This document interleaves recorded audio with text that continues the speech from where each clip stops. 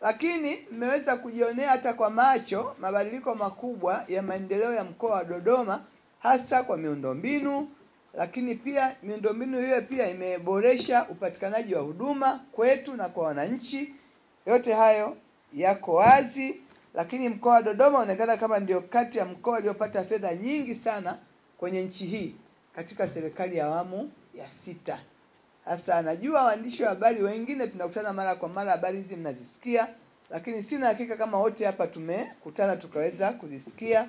Kwa hiyo nafurahi kuwa leo mmepata nafasi ya kujua mambo makubwa yaliyofanywa kwenye serikali yetu.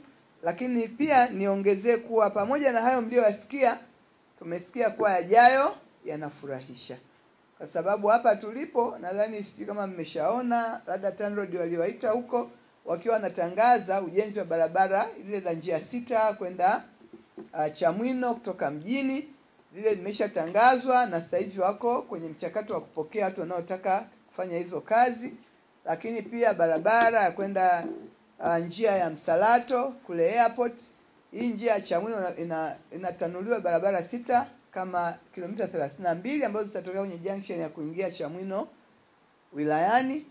Lakini kuna barabara ambayo pia inaongezewa, yenyewe ni njia 4 kwenda Msalato airport kilomita 10 njia hiyo. Lakini kwenda Iringa, hii barabara kwenda SGR nayo inaongezewa kilomita 10. Kwa hiyo kuna mabadiliko makubwa ambayo tutaendelea kuyaona miaka ya karibuni kwa mkoa wetu wa Dodoma, jiji la Dodoma.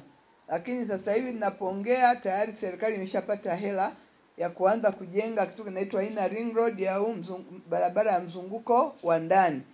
Ile tunayoiona pale imejengwa inaitwa mzunguko wa nje, ambayo nayo iko kwenye hatua za mwisho za ukamilishaji. Barabara yenyewe kwa maana ya lami imekamilika, ukiacha sehemu moja tu ambayo inatakiwa daraja.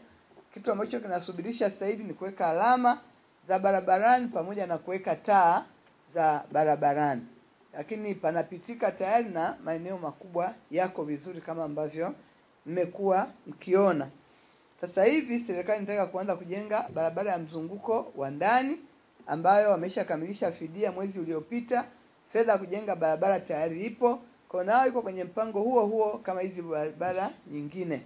Lakini hapa tulipo tayari upembuzi yakinifu wa ujenzi wa treni ya ndani au wenzetu wanaita locomotive umekamilika.